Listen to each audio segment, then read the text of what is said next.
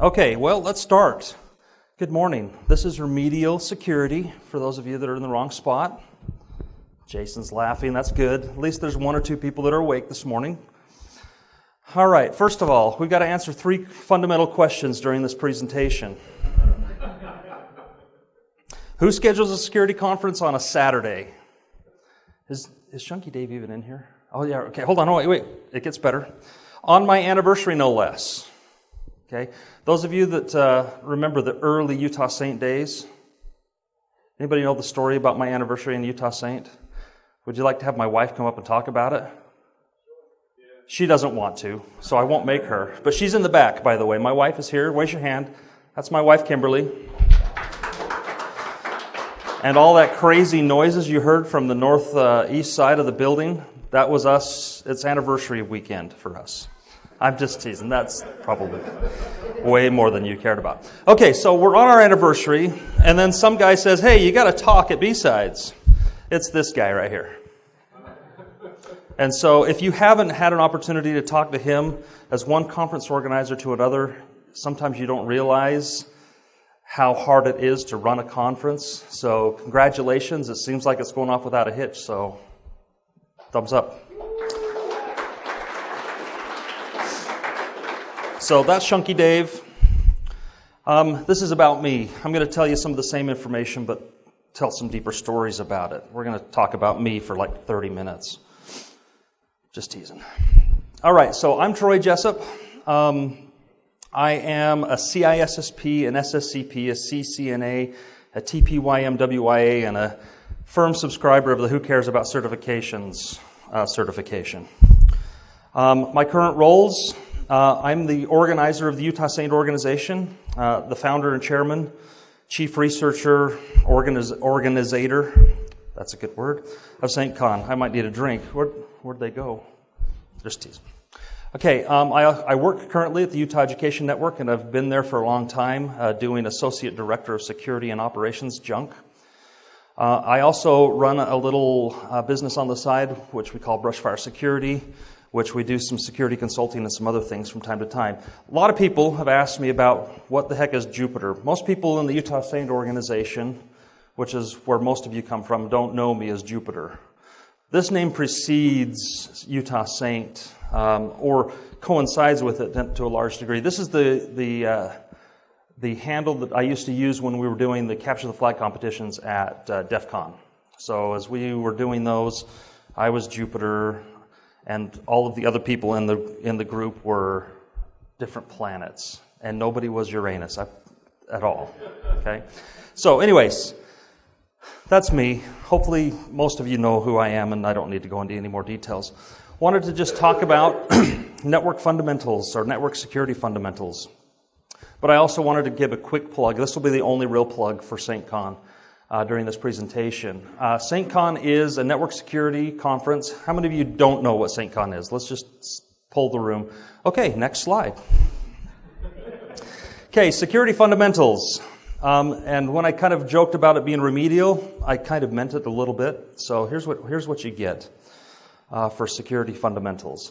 Head plus wall plus momentum equals ouch, right? You guys ever beat your head up against a wall before, physically, like in real life? Maybe, probably as a kid or something. Well, this is what security seems to be like, right? Now, this isn't the head beating up against the wall thing, and I have to kind of look at it from behind here, but it's a cute little animation of somebody just kind of taking the beating because somebody else knows so much better how to do things, right? How many of you guys feel like the guy on the left, and you're always just tearing it up, doing really good security stuff, and you're just pwning all those hackers out there? Okay, and then how many of you guys feel like the guy on the right who's just getting pwned all the time and you just don't even care anymore? Right? So let's start out here. Let's talk about people. Okay, security-minded people. One of the first fundamentals that we're going to talk about is being a security-minded security geek. Okay? What kind of security resources do you need in today's day and age? Okay? Found this picture on the internet, looked cool. Okay? So who's the fat guy? Doesn't matter, right? But they're the Ghostbusters, right? What kind of security staff do you need? You've got, how many of you guys work in an organization that has a formally defined network security office, department, or otherwise? Okay, what do the rest of you guys do? You fight security from the IT department, don't you? Yeah, okay, that's right. Okay, so, but for the purpose of this slide, what I wanted to do is just bring up the point that for your security group, sorry, I'm losing my train of thought, only because, hold on, my phone keeps buzzing in my pocket. Somebody's sending me illicit messages. No, it's not. But somebody wants that picture, so anyway. Yeah, I'll send out a link afterwards or something for it. Somebody evidently knows my phone number.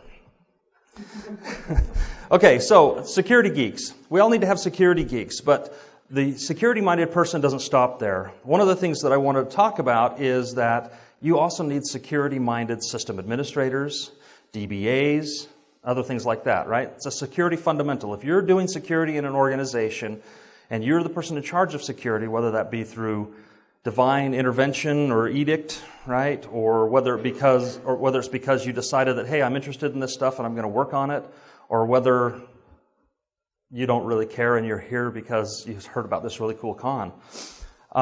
You need good security-minded people. So let's talk about them for a minute. Security is a state of mind. How many believe that? Okay, it is. It's truly a state of mind. It starts with this. Ignorance. The bliss of not knowing or not wanting to know. How many of you guys fit yourself into this category right here? I mean, legitimately, like, hey, you know what? Ignorance is bliss. My wife's raising her hand in the back. Okay? So ignorance is bliss. We don't care. Do we know if the hackers got into our main database servers? Do we care? Right? Well, first of all, ignorance is not bliss. And for those of you that don't understand the not sign in there, not equal to, okay, then we'll talk about programming and how important that is a little bit later. Okay, so the next level of a security state of mind as we go through this progression. So we have the ignorance, and ignorance is bliss users or people. And then we have the insightful people. So they have a basic understanding of what is out there and what to watch out for to keep themselves safe. Okay, how many of you guys fit into this category? Okay, so you're aware that, people from Nigeria send you an email and, those basic things that have been around since the dawn of time that might have finally made it to your ears. I don't mean that to sound derogatory at all, but being insightful. Okay, most users in the computer industry these days fit into this category. They know not to click on things in emails. They know that antivirus is a good thing. They don't know why, but it's a good thing. They know that they have to VPN in to get to all their stuff at their office, and they hate you for it. Okay, then comes this level, the educated version, or the educated people. Okay, knowing enough to be able to speak out about it, but lacking some practicality. Okay, how many fit into this category? Okay, so a lot of the presenters up here probably consider themselves to be educated. They're probably a little bit farther down the scale here as we go down it. But educated. I consider myself to be pretty well educated in network security. It's something that I've been doing for a long time. I can speak about it. I can stand up here and tell you about security fundamentals. Get really boring with some stupid slides like this. Watch James say, hey, why is one side of the screen brighter than the other? It's okay, James. It's okay. It's OCD for all of us. Okay, so educated. Next one, scared. Okay, how many of you are to this level? Okay, hopefully we're kind of going through the scale here. How many are scared about network security? Because at this point, with real understanding about network security comes real fear. Once you realize that your fear is actually warranted, I mean, as you go throughout your day and you're whipping out your swords and you're in battle with the miscreants out there in the world, it's a real battle. It's constantly waging. There's not a time anywhere day or night, 24 hours a day, 7 days a week, 365 and a quarter days a year, that you're not being bombarded on your networks or on your systems, looking for holes, vulnerabilities, and other things to get in, get your information, take it out, and do things with it. So a lot of us are in that scared mindset, right? Okay, keep going. There's a couple more. There's the paranoid. Okay, now you guys might be multiple parts of these, right? So how many of you are paranoid about security? Okay, this is the sweet spot. Okay, on this entire scale, this is the sweet spot. This is where you want to be. You want to be paranoid. So this is where I consider myself to be, as paranoid. This is a healthy place, believe it or not. I mean, paranoia in general isn't healthy, but for security purposes, it is. But paranoia for security people is healthy for you and for the organization that you're protecting. So security mindset, paranoia. Okay, and then insanity. Okay, now you've gone off the deep end.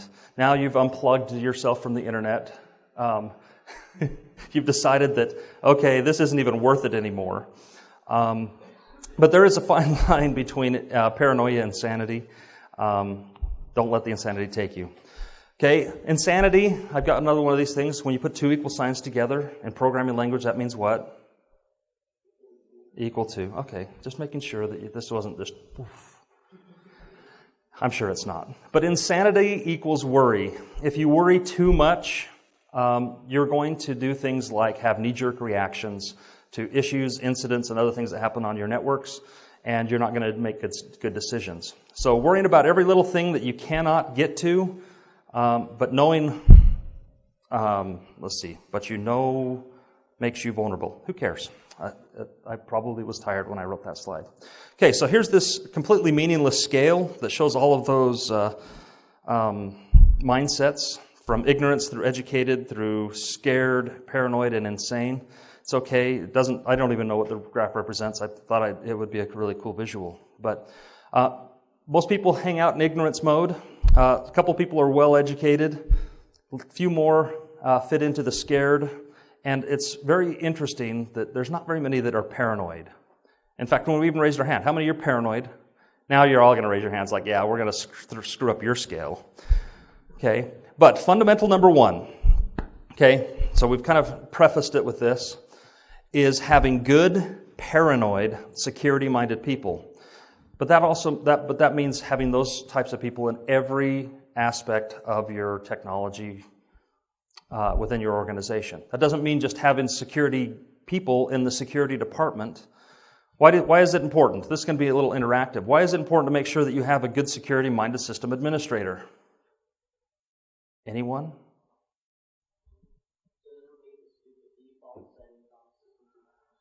So to quote him, because the dingbat would leave the stupid default settings on the piece of junk server, right? That was a direct quote. Okay, right. If you don't have security-minded system administrators or security-minded DBAs and security-minded accounting people, what's going to happen? They're going to circumvent all of the protections that you put in place by opening up Telnet on some stupid server and saying, hey, I'll just get to it from home from time to time so that I can work from home, right? Okay, so let's talk about fundamental number 2. Okay, tools and monitoring. Excuse me. So tools. How many of you guys would say you have a really good subset of tools to help you monitor and manage network security? Okay, a couple of handshakers out there, right? So what are the rest of you guys doing? You're blissfully ignorant of what's going on? Okay, well, so let's talk about it a little bit. Tools, specifically in the security industry, are there to make your jobs easier, to make processes for managing security easier. And so some of the essential tools, I'm not going to put a lot of names to these because there's a lot of sponsors outside that would be happy to talk about many of these solutions with you under different names. But let's talk about some of the fundamentals, okay? Do you guys have network traffic monitors within your network? Are you monitoring traffic? Do you have the ability to pull a packet capture off the wire if you needed to? Do you have the ability to see that, hey, all of a sudden I went from 2 megabits a second, which hopefully maybe you have more traffic than that, but whatever, 2 megabits a second to all of a sudden I'm doing 200 megabits a second, and we have no idea why, right? How many of you would notice something like that? Raise your hand. So all of a sudden your network traffic went whoop. How many of you guys would notice that? Okay, that's good. What would the rest of you guys do? Be blissfully ignorant? I don't mean to beat you up. That's not my point here. Okay, but network traffic monitors. Okay, I'll talk about a few of those here in a minute. Log management systems. Okay, how many of you have a log management system? What are they good for? Somebody yell it out. Managing your logs. Nice job. Woo! I bet that took... Never mind. Log management system, right? What kind of logs are you sending to your log management system? Maybe let me ask it like that. Okay, firewall logs. Those are good ones. Anything else? System logs, event logs. Anybody else? Authentication logs, failures. Okay, there's a lot of things that you can send to a log management server. Why would you do that? Central repository. There's another word that starts with a V that I'm looking for here. Everybody's like, oh, what? Oh, wait. Visibility, right? The visibility of those logs. Now, if they sit there on a system, so if you've got this beautiful Active Directory system, authentication across the entire organization, this is a beautiful thing, and then nobody ever looks at the logs because they're just stored on the server and nobody really gets on there to take a look at them. How good is your Active Directory implementation when it comes to security and authentication and things like that, right? Okay, so visibility, having a central log repository and the ability to see those, map those out, is incredibly important, and it's a fundamental. Okay, so vulnerability scanning tools. How many of you guys do vulnerability scans against your network? We should probably see a lot of hands at this point, which is good because a couple of years ago you probably would have seen no hands because everyone's like, what is that? Vulnerability scanning tools. Okay, there's a number of them out there. You can pay for really great ones. You can open source some really good ones as well. And being able to identify and manage the vulnerabilities on your network is a key fundamental tool. Okay, firewalling and filtering systems. Okay, pretty straightforward. I'm not going to get into that. If you need information about firewalling, is that me buzzing? If you need information about firewalling, you can come up later and we'll do a remedial class. Fault management processes, okay, or fault management systems. What's a fault management system? First and foremost. Up, down, right? The little red light, green light kinds of things. Whether something's working or not. Okay, a fault management system, we mostly tie that into operations and seeing whether a system is working and running. But why is it an important security tool? The buzz is deafening. You find out your log management system's down. There you go. Okay, but no, the fault management system is there so that, hey, it's an anomaly. Why did such and such system go offline? Why is the database down right now? Could it be that through the web server somebody did some SQL injection that tried to dump the entire database 300 times just to see if they could? Right? How many of you guys would have seen, or if you're watching your fault management system and you see your database server go offline, how many of you guys immediately jump to, okay, who tried to dump the database through the web server? How many of you guys would jump to that conclusion? Those of you that raised your hands during paranoid should be raising your hands, right? Okay, because it's a paranoia sort of thing. But a fault management system helps you see those types of things. And then policies and procedures, boring stuff. Okay, so let's talk about a couple of tools in a very non-vendor specific sort of way for the most part. There's a lot of different tools out there. You guys are welcome to take a picture of this slide. These are some of the ones that you should probably be incorporating into your networks as part of just basic fundamentals. Included in here are things like the ability to pull NetFlow, which I highlighted up in the upper left-hand corner. NetFlow is an incredible source of information. We use that all of the time. Okay?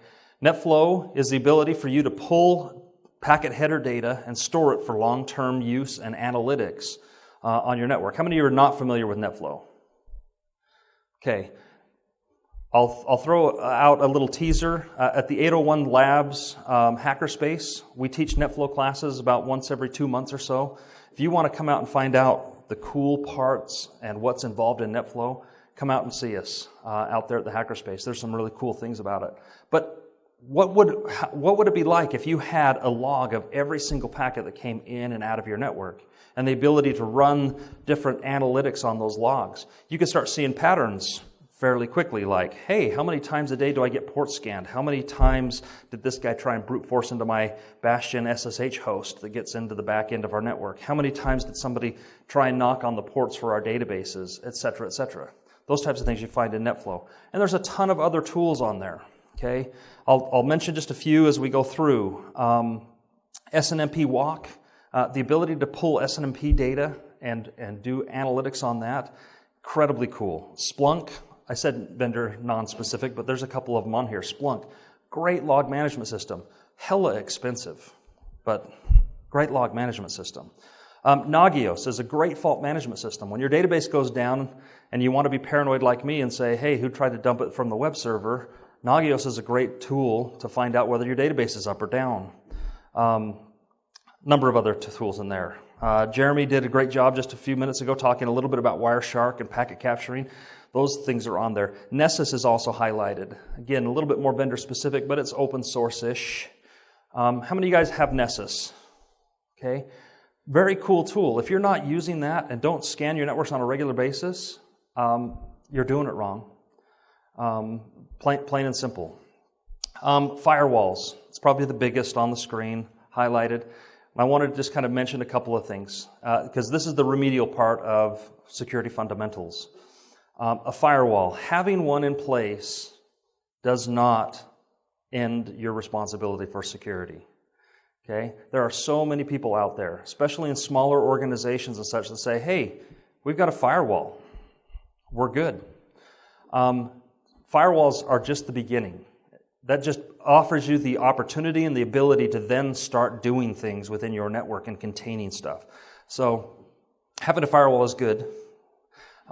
But the rest of it, once you have a firewall and a couple of these other things in place, this is what, hopefully that's animated. It is animated. That's cool. So this is what your network may look like. This is a slide from the movie Up, and you see the little grandpa dude standing on the edge, looking over the edge. This is symbolic. I'm about to explain the symbology here. Symbolic, whatever. But you're looking off this huge precipice. You've got a couple of tools in place, but look at all the stuff that keeps coming in and keeps trying to hit what it is you're doing. Do you want me to move around more? I can. No, I'm just teasing. Okay, so fundamental number 2 is having good, effective security tools, okay, so that you have visibility into the things that you're protecting. Hopefully that's helpful. Let's talk about baselines and scope. So this one's a short section, doesn't have any animated slides. Scope. How many of you are responsible for security within your organization? Okay. Keep your hands up for just a second. What does security mean?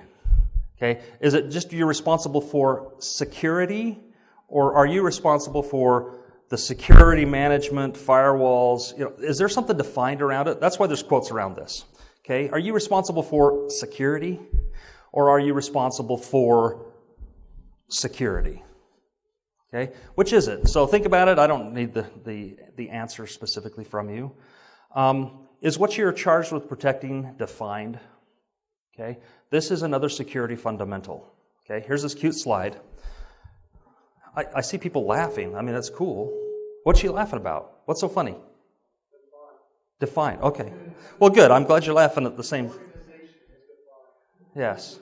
But the thing is so often the trouble that we run into is that security is defined as security with quotes around it. And that the responsibility, or the person who has the responsibility for security, is responsible for everything from soup to nuts. Let's just use one of those crazy terms. Okay, the you are here thing, I don't know why I put that in there, but let's talk a little bit more about it being defined. Defining network security within your organization is a fundamental. Okay? So you, as the person in charge of network security for your organization, needs to have it defined. Generally, that goes through a process of, hey, here is the scope of what I'm going to do. I'm going to make sure that the firewall is in place and it's properly filtering the bad things out on the internet. I'm going to make sure that antivirus is in place on the inside, and so many other things, right? But it also is helpful to make sure that they understand that I am not the system administrator and responsible for applying patches to the systems. I am not the person who is responsible for managing the programming department over here to make sure that they build secure code. Or maybe you are, and that's your job, but define it. Okay, so it's not just security. Because what happens when it's just security? Somebody yell it out. It's too much, right? Their security is way too big these days to just define it with a couple of quotes anymore. Okay, so the "you are here" thing is a little bit more precursor to baselines. Okay, how many of you guys have done any one of the three of these things in the last year? Okay, that's actually really good. So a risk assessment. Okay, having somebody come in and help you define what is the risk that you have within your organization. What are the things that you need to be protecting? What are the problems that they see? A vulnerability assessment. Hopefully, to one degree or another, you guys are doing most of this on your own. Vulnerability assessment is a self-assessment kind of thing. Having somebody come do it externally from time to time is a good idea, and it's something that's necessary so that you don't get stuck in the rut of, hey, it's that way because it needs to be kind of thing. I know that as security geeks we always do. It's like, oh, that's just Bob's stuff, and it's behind the firewall, and I locked it down as best as possible, and we just kind of ignore it. And we get into that ignore it kind of mentality. So having somebody come do this from an external perspective is important. Penetration testing. How many of you guys have had that? I mean, I know we raised our hand for all three, but how many have had a pen test in the last year? That's actually really cool to see that there's that many. A penetration test, actually having either yourselves, if you have the skill sets to do it, or somebody else come in and actually beat up your network, bloody your nose a little bit, and try and find, here's how we got into your network and what we did to get there. And you would be surprised how effective having this information from time to time helps you. It's a security fundamental. You need to test yourselves. Okay? It needs to be part of what you're doing. And then as it applies to baselines, you need to do all of this stuff to then find out where are we so that you can then make plans for where you're going, okay? Which is the end of fundamental number 3. Know where you are and where you're going, okay? How bad is it and what are you protecting is really what we're trying to get out of this. Okay, let's talk about methodologies for a minute. Methodologies, we'll call it a game plan, okay? Comes in all shapes, colors, X's and O's, things like that. Okay, so here's a couple of the different methodologies that we play around with in my industry, where we're at. The NIST SP800 series, okay, there's a whole series of things in there. There's actually 171 different sub-series or subsections to that methodology, which is a security methodology for how to implement all sorts of different things within your network. How to implement a penetration testing regimen. How to configure your firewall. How to do hardening of your systems and services. All sorts of things are wrapped into that. It's probably the premier network security methodology. How many of you guys have heard of the NIST SP800 stuff before? Okay, so a pretty fair amount. That's great. For the rest of you that haven't, this will require a little bit of research. There's a lot there, but it's another security fundamental. You need to understand what it means to have a holistic security program, okay, what you're doing within your organization. If you want NIST SP800 Lite, there's something called the SANS 20 critical controls, so it kind of narrows the 171 down to about 20, which includes most of the same things, just a little bit less broad. You might want to start there, but having a game plan, working through understanding what it is you need to be doing is important. Security control number 1 within the SANS 20 is understanding what it is that you have on your network and how to protect it, right? And then control number 2 is understanding the software running on all of that cool hardware and how to protect it. And it just goes on and on. There's a lot of information in there. The OSSTMM, that's crazy acronym I can't remember off the top of my head right now, but it's the Open Source something testing methodology manual, which is a penetration testing and vulnerability assessment methodology. How's it going, Dimitri? Okay, so fundamental number 4 is having a plan and making it work for you. So a security methodology is required. How many of you guys have a security strategic plan within your organization? Okay, to one degree or another. The rest of you might want to start reviewing some of these and build a plan around it, making sure that you're doing that. Okay, so a couple of the basics, since we've covered all of the hard stuff.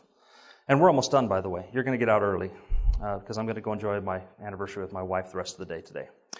The basics. This is all the crap you have to know. Okay, first of all, you need to be able to know how to jump rope. Okay, this is mandatory. It's a security fundamental. Okay, as soon as you've seen that enough, we'll move on to the next slide. It was just one of those dumb little animation things. Okay, you need to be able to do most of these things. Okay, as a security geek, and there's a whole lot more to this, but if you are not strong in a couple of these areas, you need to become strong in these areas. In today's day and age, with the malware the way that it is, you need to understand how to reverse engineer malware. How many of you guys have that skill? Okay, there's probably a couple of you. Okay, how many of you guys would love to learn that? Okay, awesome. We'll probably teach some of that at SyncCon this year. But one of the other things is that, again, a little plug for the 801 Labs Hackerspace, they teach reverse engineering classes on a weekly basis over there. If you want to come down there and learn about reverse engineering malware, they teach that. Okay, port scanning. How many of you guys know how to do that? Hopefully most of the hands go up. Okay, decoding IP traffic. How many of you guys could take a packet capture and completely understand what's going on? Okay, a few of you. A couple of hands out here like this. Great. Okay, having those types of skill sets is important because you've got to be able to understand when an incident happens. You've got to be able to make the determination, did they get something? Did they not get something? Because in today's day and age, again, we're getting compromised all of the time through one means or another. Having the ability to actually decode that traffic and understand it is important. How about systems administration? How many of you guys have to be good system admins to be a good security guy? Hopefully all of you are going to raise your hands because of course you have to. Understanding how system administration works is important because you're going to be the person to recommend how to patch, when to patch. What big patch came out just the other day? Most of the Utah Saint folks should know because we made a big deal out of it. OpenSSL, okay? There's a couple of high priority patches in OpenSSL that if you're not patching for, you're vulnerable. Remember Heartbleed? This doesn't quite raise to the scale of Heartbleed, but it's pretty close. And such. But system administration, the reason why I bring up the OpenSSL patches is those are patches that should have been installed already on your systems. How many of you guys have patched for those already? Okay, there's like a couple of people.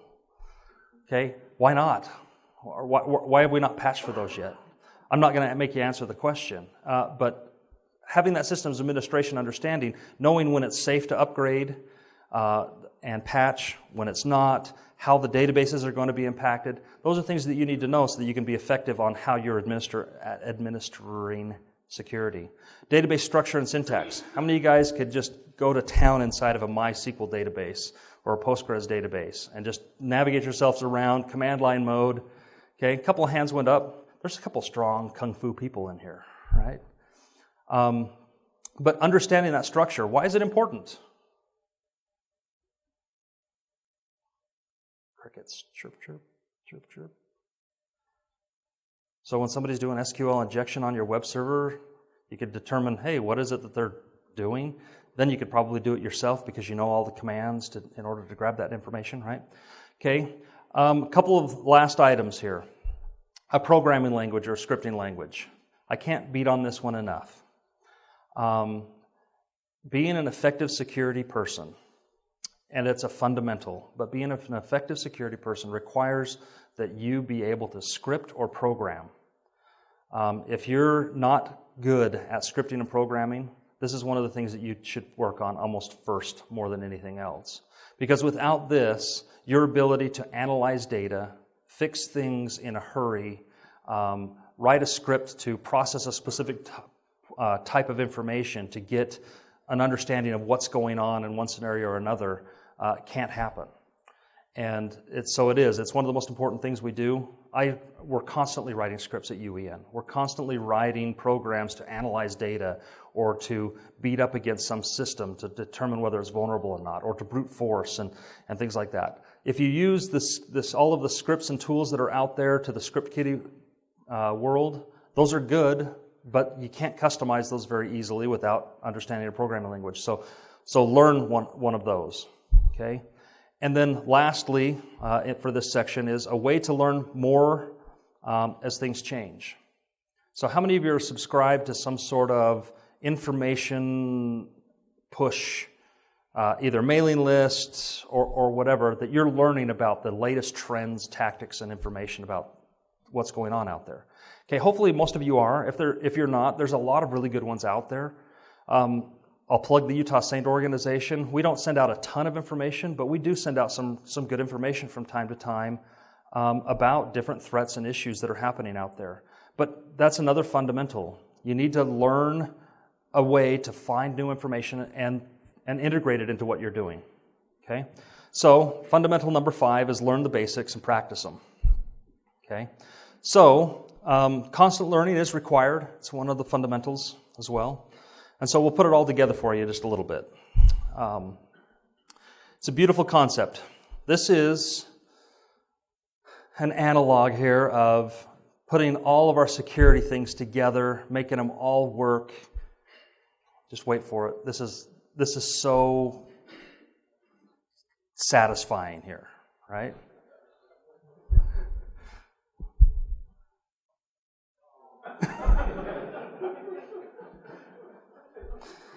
So when it's all said and done, and it's just going to loop now, I think, or no, I actually didn't have it loop. But when it's all said and done, this is how security is going to be. You're going to continue to deal with it because somebody in the organization messed up. You're going to continue to deal with it because you forgot to put that configuration in the way that you're supposed to.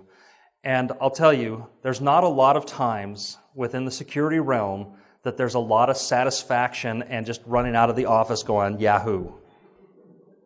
Okay? And if you're in that career, or if you're in this career for that, you're in the wrong career.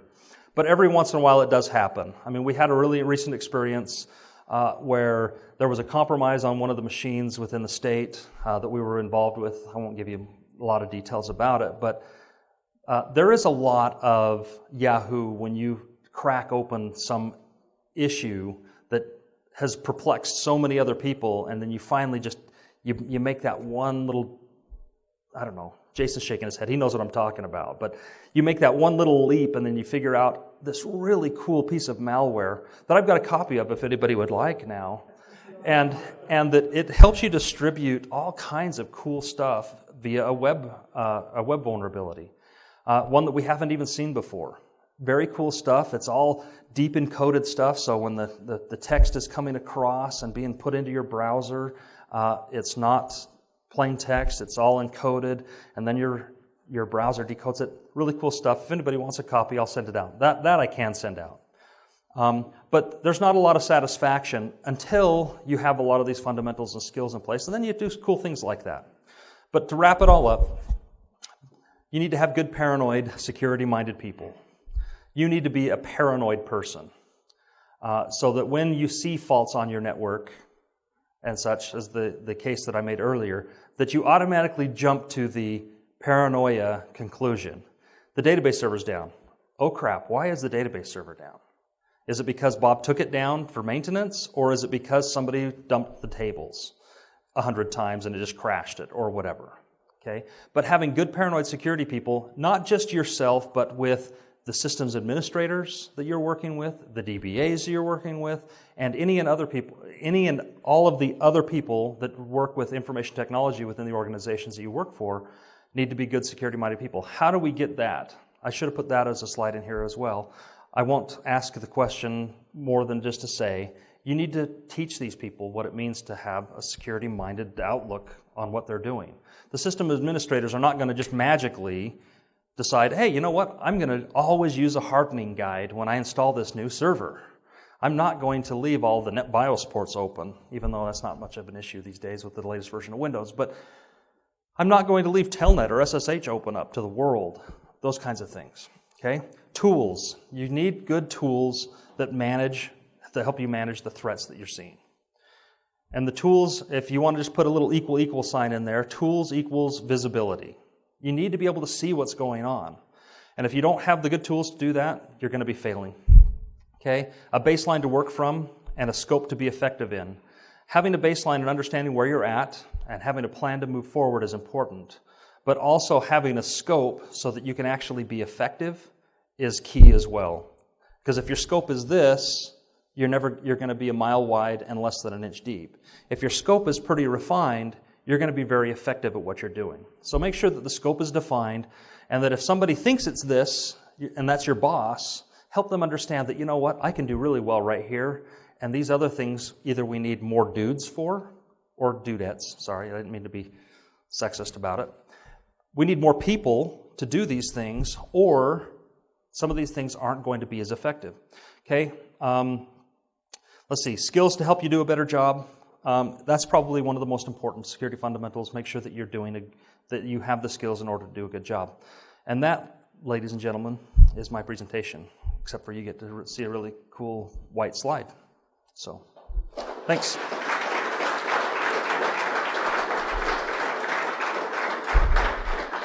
And if you have any questions, most of you know where to find me and such.